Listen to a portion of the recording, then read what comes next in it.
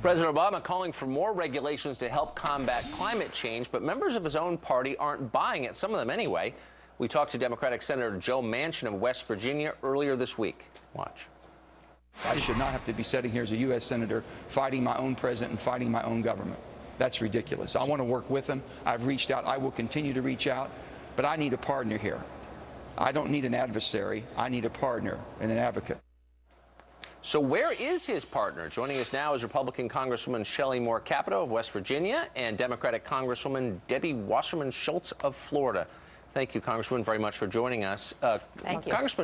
Congresswoman Wasserman Schultz, you just saw Senator Manchin. It seems like he fits into the category the president described as the Flat Earth Society. Is he a flat earther, do you think, by the president's definition?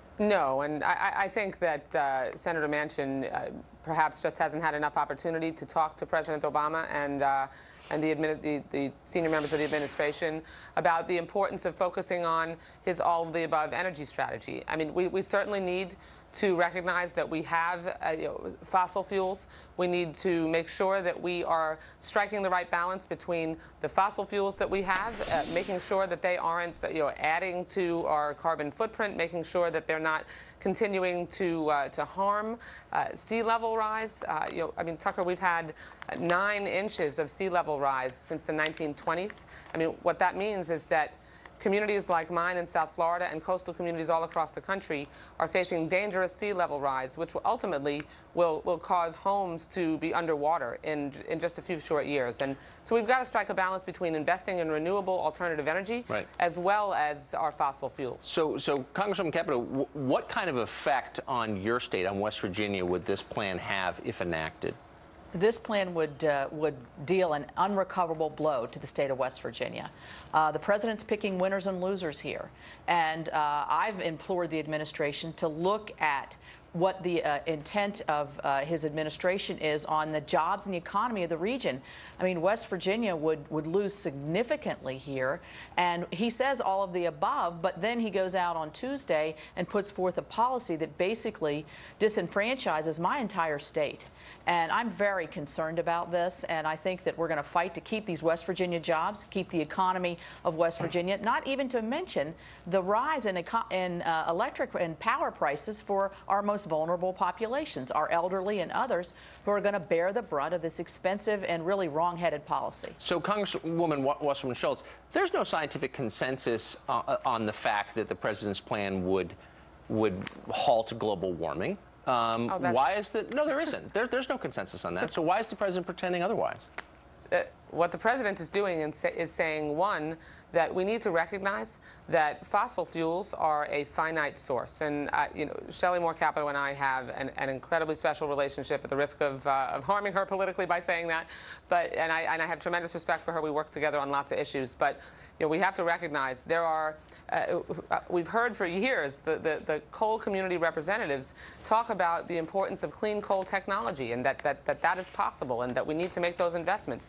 You can't, on the one hand, say that we can have clean coal, yet on the other hand, when we're trying to make sure that we can get to that point, that it's going to devastate the industry and eliminate jobs, we will create millions of jobs with the president's investment in alternative renewable energy, while also recognizing that we have to reduce the carbon footprint that is harming our environment and, quite frankly, not just threatening jobs, but threatening entire communities. I will eventually represent Orlando if we don't do something about making sure that we can reduce global warming and climate change. Tucker, we have had the 10 warmest years in human recorded history since 1998, and that's causing things like Superstorm Sandy, coastal flooding, heat waves, and those are very serious issues that need to be addressed that are costing billions of dollars. Right. The question is whether we know what we can do about it, and the answer is, of course, we certainly do know what we can do about it. We actually don't know. Congressman Capito,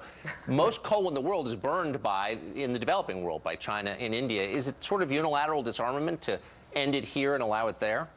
Well, our exports are up. We have exported not only to China and India, we're exporting to Europe now. Germany is buying West Virginia coal.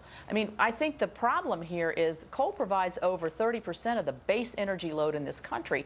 Renewables cannot get us there. So further further investigation and research into clean coal and a better way to burn it, absolutely we need to go this direction. Right.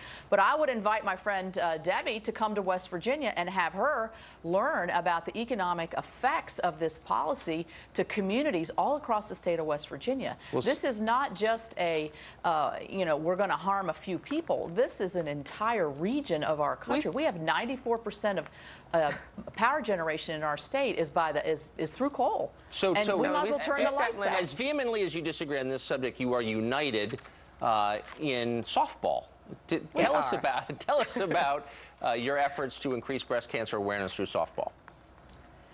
Well, Debbie is a breast cancer survivor, and she started this 5 years ago, and this is where we get together as Republicans and Democrats, members of Congress, women members, and we try to beat the press, the common enemy.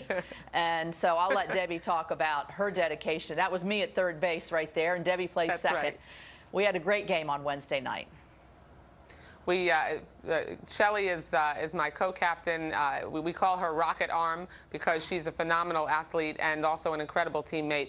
But what we do is we focus on raising awareness and raising funds for the Young Survival Coalition. I was diagnosed with breast cancer when I was 41 years old, and fortunately caught my breast cancer early. But too many young women don't realize that they can and do get breast cancer, and too many healthcare providers don't realize it and dismiss young women when they come in with a problem. So we raised $125,000 the other night for the Young Survival Coalition. Yep, our best year ever. And the women members play together. The baseball team are Republicans versus the Democrats, but women are collegial. We work together, and our team is bipartisan and bicameral, Good and for we're you. very proud of the effort. Well, we support that. Thank you both very much for joining us this morning. I appreciate it. Thank you.